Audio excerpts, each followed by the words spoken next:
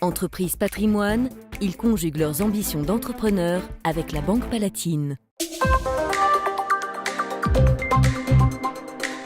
Fluo et rétro, ces gilets haute visibilité sont l'un des standards produits par T2S, spécialisé dans la sécurité et la signalisation des personnes et des véhicules. En 1997, la société développait un chiffre d'affaires d'environ 7 millions d'euros. 20 ans après, nous avons multiplié le chiffre par un peu plus de 3, puisque nous faisons presque 25 millions d'euros. Et notre ambition légitime, c'est d'atteindre la barre des 30 millions d'euros à l'horizon 2020. Installé à Sorbier, près de Saint-Étienne, le groupe fondé en 1975 conçoit et commercialise 1 200 000 vêtements et équipements par an, dont une partie encore minime jusqu'à présent est destinée à l'étranger. L'export aujourd'hui représente 5% du chiffre d'affaires de l'entreprise. D'ici 3 ans, en 2020, nous souhaitons monter ce chiffre à 10%, puis à une vingtaine de pourcents à horizon 2025. Internationalisation, mais aussi innovation, cela représente 10% du chiffre d'affaires et des effectifs. La dernière innovation est une veste connectée qui permet de prévenir du risque de collision entre les opérateurs de terrain et les engins de chantier. Tous les ans, l'entreprise stéphanoise met au point 20 nouveaux équipements de protection individuelle et 30 kits de balisage de véhicules. La R&D pour T2S est l'un des moyens de résister à la concurrence des Français Codupal et EP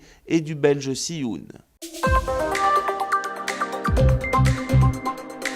J'ai une licence d'histoire et puis j'ai fait après une école de commerce à Lyon. Ensuite, j'ai intégré un grand groupe agroalimentaire pour faire mes armes en tant que vendeur et puis directeur régional et enfin directeur commercial. Ensuite, je suis passé pendant 1 an sur du conseil et donc j'ai intégré en 97 T2S sur cette création de poste de directeur général voulu par le créateur Pierre Bonnevial. Répartition, saisonnalité et Made in France, c'est le triptyque d'ambition d'entrepreneur.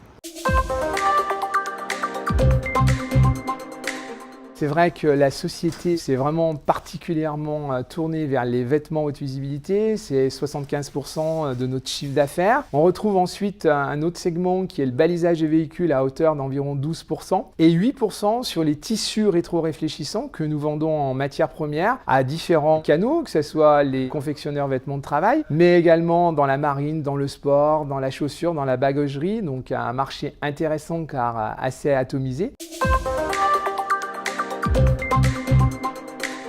Auparavant, on pouvait observer une saisonnalité. Aujourd'hui, on est un peu dans un phénomène de mode avec nos vêtements, ce qui est assez amusant. Donc aujourd'hui, il n'y a pas vraiment de saisonnalité, sachant que nous vendons du t-shirt toute l'année, de la parka toute l'année, ce qui pour nous pose aussi des problèmes de prévision. Donc il faut avoir de l'anticipation, il faut travailler vraiment en amont.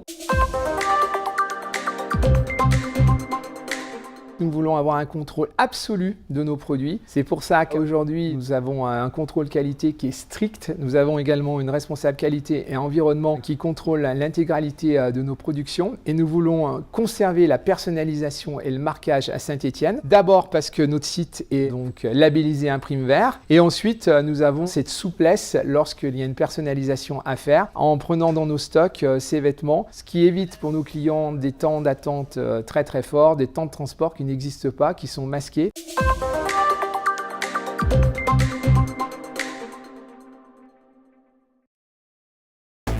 Entreprise Patrimoine, ils conjuguent leurs ambitions d'entrepreneurs avec la Banque Palatine.